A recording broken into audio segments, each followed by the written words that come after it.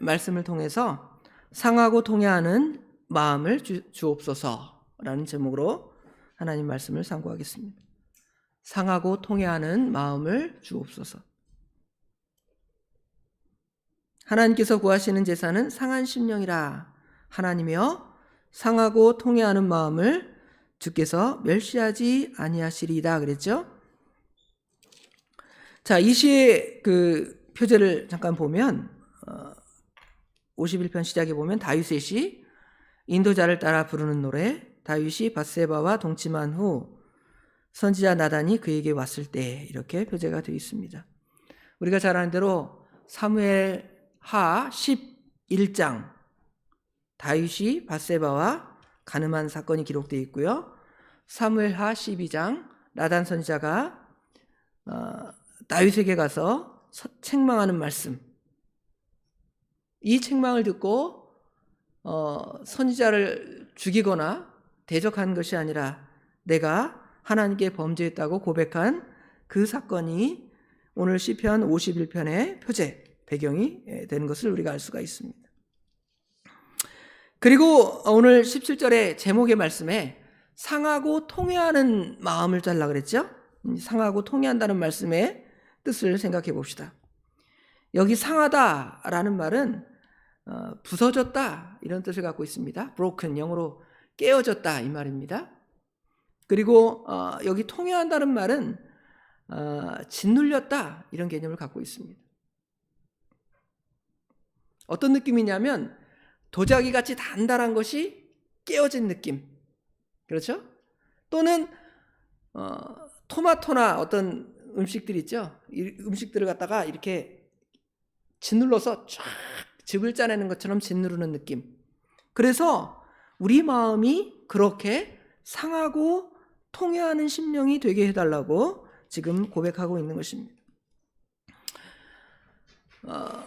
두 가지 상태를 우리가 설명할 수가 있는데, 한 상태는 그 마음이 완고해서 하나님께서 그 이스라엘 백성들을 출애굽시킬 때에 바로에게 가죠. 우리 백성을 내주어라, 하나님의 백성을 내주어라, 그렇게 말할 때에 바로가 그 마음을 어떻게 했다 그랬습니까? 강팍하게 했다 그랬죠. 강팍한 마음. 이 강팍한 마음을 어떻게 하라는 거예요? 깨트려 달라는 것이죠. 강한 마음을 깨트려 달라. 즉 상하게 달라는 것은 우리의 그 완고한 마음을 아주 깨트려 버리는 것입니다. 또 짓누르다라는 말은 반대로 연약하죠. 우리가 하나님의 말씀에 굳건히 서고 진리에 굳건히 서야 되겠는데 그러지 못하고 오히려 짓눌려서, 그렇죠? 완전히 깨어질 수밖에 없는 그러한 영적인 상태가 우리의 영적인 상태임을 알 수가 있는 것입니다. 그래서 지금 다윗은 자신의 마음이 죄로 인하여서 그러한 상태가 되었음을 말하고 하나님께 상하고 통해하는 심령을 달라고 우리 하나님께 기도하고 있는 것입니다. 그리고 그런 마음을 주께서 멸시하지 아니하신다고 말씀하고 있습니다. 이 말씀이 신약적 개념으로 넘어가면, 신약에서는 어떤 느낌이 드냐면, 여러분 그 사도행전 2장이나 7장에 보면 그 이스라엘 백성들이 하나님의 종의 설교를 듣습니다. 사도행전 2장에는 베드로의 설교를 듣고요, 사도행전 7장에 보면 스데반 집사의 설교를 듣습니다. 그 설교를 들은 다음에 그 말씀을 들은 사람들의 반응이 어땠다 그랬죠? 마음이 찔려 그랬습니다. 마음이 찔렸다. 이 마음이 찔렸다는 단어를 살펴보니까, 마음이 찔렸다는 단어는 먼저 여러분 피어싱 하는 거 있죠? 귀에다 피어싱 하죠. 마음을 바늘같이 날카로운 것으로 찌르는 거, 그렇죠? 이게 마음이 찔린 것입니다. 두 번째는 어떤 개념을 갖고 있냐면 조금 의미가 좀 다르더라고요. 사도행전 7장에는. 사도행전 7장에는 어떤 의미를 갖고 있냐면 그 마음을 그 톱으로 썬다. 톱으로 이렇게, 여러분 쓴다고 생각을 해서 좀 끔찍한 장면이 상상될 수 있지만, 우리 마음이 그렇게 하나님의 말씀을 들을 때 마음이 바늘로 찔리듯이 찔리고 톱으로 그 마음을 쓰는 것처럼 아주 뭐랄까요, 아프고 통해하는 그러한 심령의 상태, 이러한 상태가 되게 해달라고 지금 다윗은 고백을 하고 있는 것이죠. 그러면 하나님께서 어떤 사람에게 이러한 마음을 주시는가? 아무에게나 그런 마음 주는 거 아닙니다. 여러분, 하나님 말씀 들을 때 막 찔리고 하나님 제가 잘못했습니다 하는 마음이 쉽게 생깁니까? 오히려 어떤 말씀을 들을 때에는 왜 나에게 그런 이야기를 하는가? 나를 책망하는 것이 아닌가? 하면서 마음을 더 완고하게 나갈 때가 있습니다. 그런데 하나님께서는 지금 51편의 말씀을 통해서 어떠한 사람들에게 그런 마음을 주는지를 설명해 주고 있습니다. 하나님은 어떤 사람들에게 이러한 마음을 주시는가? 1절에 보면 뭐라고 표현되어 있냐면, 하나님이여 주의 인자를 따라 내게 은혜를 베푸시며 주의 많은 긍휼을 따라 내 죄악을 지워주소서 그랬습니다. 어떤 사람이 그 마음의 찔림을 받느냐 하면, 하나님의 인자와 하나님의 긍휼을 아는 사람만이 그 마음의 찔림이 있습니다. 하나님께서 잘못했지만 하나님의 사랑으로 용서한다는 것을 아는 사람만이 하나님께 상하고 통해하는 심령을 달라고 구할 수가 있는 것이죠. 하나님의 이런 성품을 알지 못하는 사람들은 하나님께 구하지 않습니다. 예를 들어 우리 부모는 아주 무서운 사람이야. 내가 잘못하면 냉혹하게 때리지 나에게 결코 인자나 긍휼을 베풀 사람이 아니야. 그러면 그 부모의 그 엄함 때문에 가히 상하고 통해하는 심령이 아니라 오히려 자기의 잘못을 숨기는 것이죠. 끝까지 숨기는 것입니다. 그런데 하나님은, 물론 하나님도 강하게 죄에 대해서 책망하고 죽이고 심판하십니다.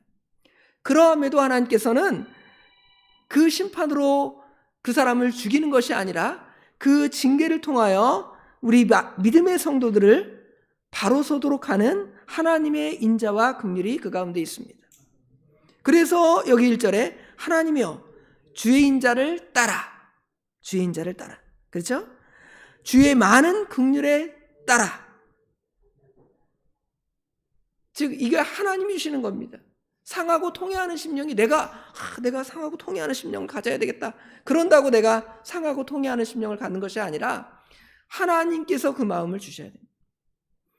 그런데 특별히 하나님께서는 인자와 긍휼이 있으므로 그 긍휼과 인자를 따라서 우리 하나님께 그렇게 구하는 거예요. 그래서 은혜를 받을 수 있습니다. 세상 종교가 그렇다 그랬잖아요. 세상 종교는, 세상의 신들을 우리가 생각해 보세요. 굉장히 엄한 신입니다. 알라 신을 생각해. 알라 다 죽이잖아. 너 안 믿으면 어떻게 되는 거예요? 다 칼로 죽인다. 그들은 신을 그렇게 생각하는 것입니다. 인자와 긍휼은 그 하나님의 그들의 신에 생각이 전혀 없는 것입니다. 오히려 그 신에게 뭔가를 갖다 줘야 돼요. 뭔가를 그 신에게 주어야만이 그 신이 우리 사람들에게 은혜를 주고 사랑을 주는 거죠. 그러나 그러지 않습니다. 오히려 우리는 더 죄악된 상태에서, 더 멸망의 상태에서, 더 심판의 상태에서 있지만 하나님께서는 우리를 사랑하셔서, 에베소서 1장 3절에 보면 하나님께서 창세전에 우리를 택하셨다 그랬잖아요. 우리의 조건이나 우리의 상태나 우리의 믿음을 보지 아니하시고 그냥 무조건적으로 선택을 하신 것입니다. 그것을 아는 사람만이 하나님 앞에 상하고 통해할 수 있습니다. 그러지 않으면 하나님께 결코 나아올 수도 없고 상하고 통해할 수도 없는 것입니다. 두 번째로 어떤 사람들이 하나님께 상하고 통해한 그 마음을 받게 되는가를 보면 자기가 어떤 사람인지를 깨닫는 것입니다. 여기 1절부터 5절에 보면 어떤 단어가 많이 나오죠? 죄악이라는 단어가 나옵니다. 결국 하나님께 상하고 통해하는 심령을 갖도록 그 은혜를 받으려면 우리의 죄의 상태를 알아야 돼요. 나는 괜찮습니다. 나는 깨끗합니다. 나는 의롭습니다. 생각하는 사람들은 상하고 통해하는 심령을 가질 수가 없습니다. 여러분 전도하러 가서 어떤 사람에게 전도할 때 당신은 죄인입니다, 그렇게 말할 때 그거를 아주 싫어하는 사람들이 있습니다. 내가 무슨 죄를 졌습니까? 내가 누구를 사기를 치기를 했습니까? 도둑질을 했습니까? 내가 간음죄를 졌습니까? 살인죄를 졌습니까? 육신적으로 그런 죄를 범하지 않고 도덕적으로 사람들 앞에 선하다는 소리를 듣는 사람들은 하나님의 말씀, 복음을 듣지 않습니다. 저 사람에게 복음을 전하면 저렇게 선한데 저 사람에게 복음을 전하면 복음을 듣기다 싶은데 그 사람의 마음이 복음을 받아들이지 않습니다. 오히려 얼굴에 칼자국이 있고 막 몸에 문신이 있어요. 무서워. 말하면 한 대 맞을 것 같아. 그런 사람에게 가서 예수 믿으세요, 무섭지만 했는데 그 사람의 반응이 어떻습니까? 예수를 믿겠다는 반응이 나오죠. 왜 그럽니까? 자신이 죄인이라는 걸 알기 때문에 그래요. 결국 자신의 죄를 모르는 사람은 상하고 통해하는 심령이 없습니다. 그래서 여기 다윗은 1절부터 5절에 죄를 많이 얘기하잖아요. 내 죄악을 지워달라고 1절 마지막에 그랬고요. 2절에는 내 죄악을 맑게 깨끗하게 씻어달라는 것이고요. 나를 죄를 깨끗이 제해달라고 말씀하고 있습니다. 그러면서 나는 네 죄가를 아오니 네 죄가 항상 내 앞에 있습니다. 자신의 죄를 아는 것, 죄의 상태를 아는 것입니다. 그리고 그 죄를 주께만 범죄했고 주의 목전에서 악을 행하였다 말하고 있습니다. 심지어는 5절에 내가 죄악 중에 출생하였다고 고백하고 있습니다. 죄 중에 나를 잉태하였나이다. 자신이 죄인인 것을 깨닫는 사람만이 상하고 통해하는 심령을 가질 수가 있습니다. 하나님을 아는 사람은 자기 자신을 아는 것이고 자기 자신을 아는 사람은 하나님을 아는 것입니다. 기독교 강요의 시작에 보면 그 표현이 있어요. 하나님을 더 많이 아는 사람은 인간이 더 어떤 존재인가를 많이 알아요. 그리고 내가 어떤 존재인지를 더 많이 알면 누구를 더 많이 또 알게 돼요? 하나님을 많이 알게 되는 것입니다. 그래서 하나님께 은혜를 구할 수밖에 없는 사람이 되는 거예요. 그런데 하나님도 모르고 자기 자신도 어떤 사람인지 모르니까 하나님께 은혜를 구할 수가 없는 것이죠. 죄악 중에 출생했다는 것과 죄 중에 나를 잉태했다는 표현은 우리 인간의 원죄, 그렇죠?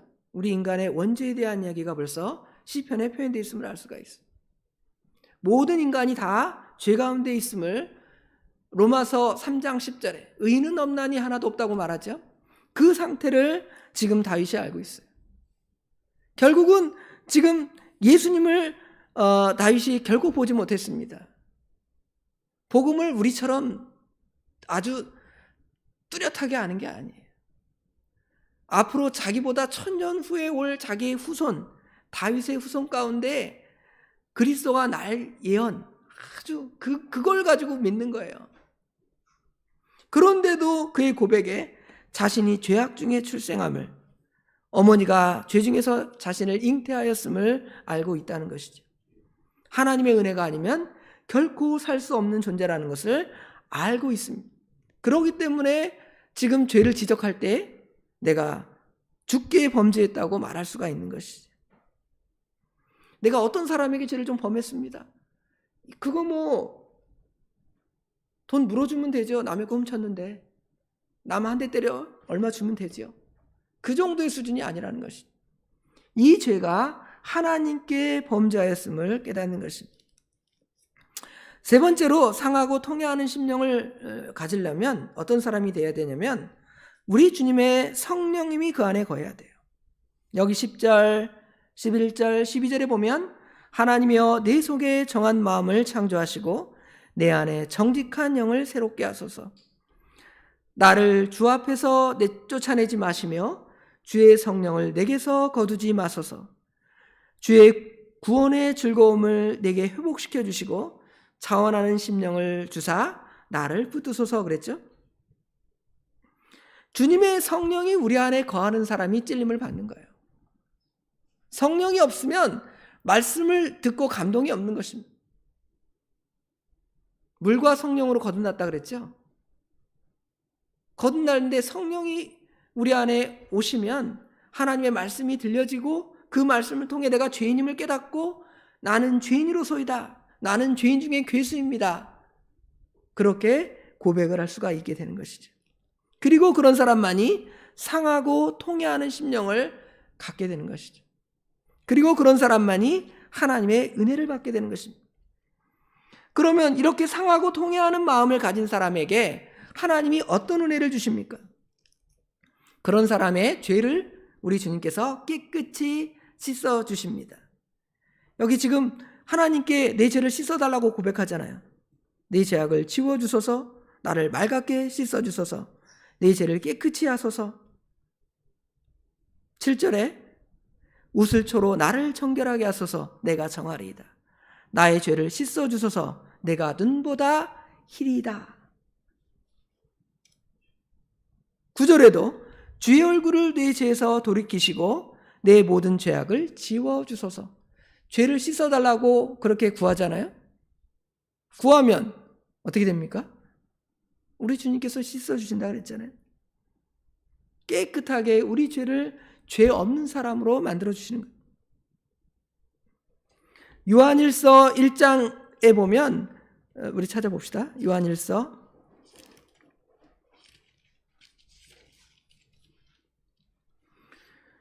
요한일서 1장 9절 10절 찾아서 한 목소리로 봉독하겠습니다. 요한일서 1장 9절 10절 만일 우리가 우리 죄를 자백하면 그는 미쁘시고 의로우사 우리 죄를 사하시며 우리를 모든 불의에서 깨끗하게 하실 것이요 만일 우리가 범죄하지 아니하였다 하면 하나님을 거짓말하는 이로 만드는 것이니 또한 그의 말씀이 우리 속에 있지 아니하니라. 하나님께서는 우리가 우리 죄를 자백하면 그분은 미쁘시고 의로우셔서 우리 죄를 사하시고 우리 모든 불의를 깨끗하게 해 주신다고 말씀하고 있습니다. 상하고 통회하는 마음을 갖는 사람만이 죄를 용서받을 수가 있는 거예요. 죄를 용서받는 자만이, 하나님 앞에 의롭다 하는 자만이 하나님 나라에 들어갈 수가 있잖아요. 하나님 나라를 볼 수 있느니라. 물과 성령으로 나지 않으면 하나님 나라를 볼 수 없다. 하나님 나라에 들어갈 수 없다 그랬잖아요.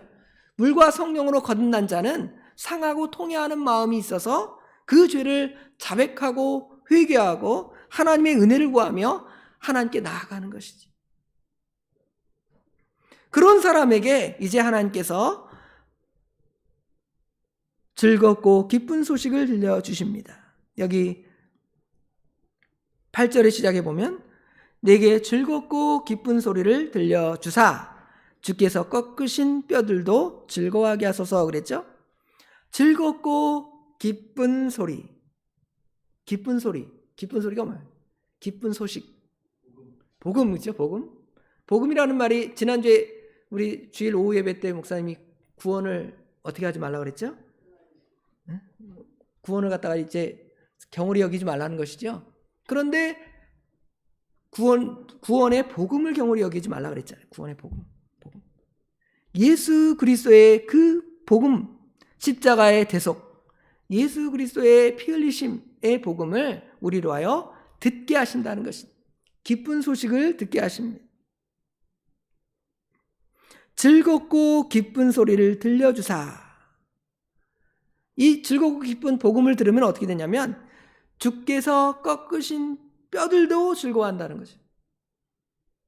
주께서 꺾으신 뼈, 이건 뭐냐면 지금 그 다윗이 그 하나님의 징계로 말미암아 그 마음이 처음에 상하고 통했다 그랬잖아요.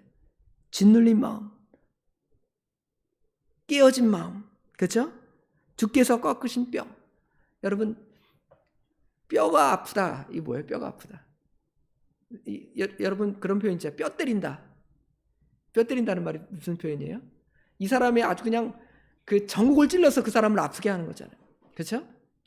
그런데 복음의 소식을 들으면 주께서 꺾으신 뼈, 죄 때문에 아주 죽게 된 그 사람도 즐겁게 되고 기쁨을 얻게 되고 회복하게 되는 것이죠. 하나님의 놀라운 은혜의 역사가 나타나게 되는 것입니다. 그러므로 우리가 기도할 때 다른 어떤 것보다 가장 먼저는 상하고 통회하는 심령을 달라고 하는 거예요.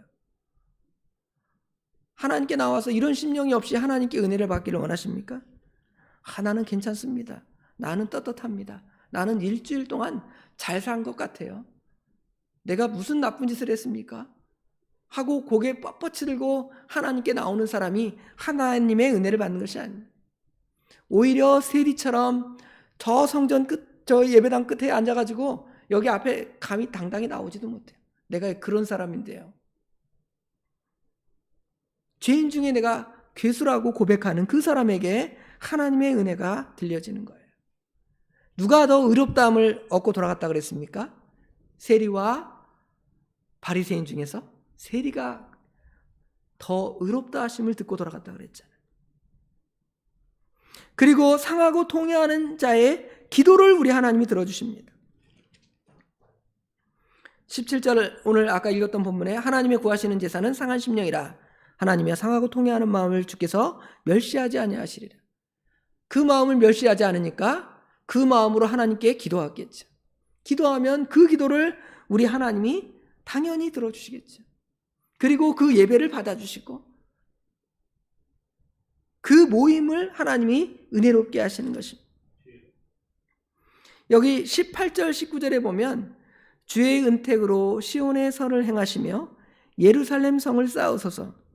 그때에 주께서 의로운 제사와 번제와 온전한 번제를 기뻐하시리니, 마지막에 뭐라고 표현했냐면 그때에 그들이 수소를 주의 제단에 드리리이다. 마치 51편 이 앞의 내용들은 혼자 누군가 자기 죄를 고백하는 느낌이잖아요. 다윗이 자신의 죄에 대해서 혼자 개인적으로 고백하는 느낌이 되는데 마지막에는 그때에 그들이 수소를 주의 제단에 드리리이다. 한 사람이 회복되니까 공동체가 회복되는 거예요. 다윗이 이스라엘의 왕으로서 죄를 지을 때에는 이스라엘의 괴로움이 되지만 다윗이 믿음에 서니까 이스라엘이 어떻게 되는 거예요? 회복되는 거예요. 회복되는 것입니다. 성도 여러분이 죄를 짓고 나아가면 여러분만이 죄를 지어서 그냥 교회에서 출교를 받고 7일을 받음으로 끝나는 것이 아니라 교회가 상하게 되는 거예요. 그러나 그 사람이 회개하고 돌아오고 하나님의 은혜를 받으면 교회가 회복되는 거예요. 교회의 치료의 목적이 그 사람을 무슨 암 도려내듯이 그 교회에서 그 사람을 잘라서 없애버리는 게 교회의 치료의 목적이 아닙니다. 그 사람을 회복시키는 거예요. 회복. 상하고 통회하는 그러한 자들에게 하나님께서 그의 기도, 예배, 찬양 다 받아주십니다. 자, 마지막으로 이런 은혜를 받은 사람들의 삶, 그럼 어떻게 살아야 할 것인가? 이게 중요하죠. 이런 사람들은 죄를 멀리하는 삶을 살아야 됩니다. 하나님께서 죄를, 그러니까 구원파 사람들이 그렇게 생각하잖아요. 하나님이 우리 죄를 이렇게 깨끗이 씻어줬으니까 우리 마음대로 죄 짓고 살아도 되겠다. 이런 악한 주장을 하잖아요. 그런데 하나님께서, 예수님께서 우리 죄값을 담당하시고 십자가에 못 박혀 죽으신 것은 너희들 죄를 짓고 마음대로 살아라. 그래서 우리를 죄에서 구원하신 것이 아니라, 십자가에서 구원하신 것이 아니라, 이제 내가 너희를 죄에서 구원하였으니 다시는 죄를 짓지 마라. 가늠한 여인에게 예수님께서 다른 사람들이 이 여자를 돌로 칠까요 말까요? 예수님이 뭐라고 하십니까? 너희 중에 죄 있는 자가 먼저 돌로 치라고 하죠. 아무도 그 여자를 돌로 칠 사람이 없습니다. 다 떠나갑니다. 이제 예수님께서, 예수님과 그 가늠한 여인만 남았는데 이 여자가 어떻게 하죠? 야, 이제 너 아무도 정죄하지 않아. 네 마음대로 이제 전에 가늠하던 대로 마음대로 살아라. 그렇게 말씀하신 것이 아니라 가서 다시는 죄를 짓지 말라고 말씀하시죠. 죄를 고백한 사람들은 다시금 죄를 짓지 않도록 힘을 써야 돼요. 나아져야 한다는 것이죠.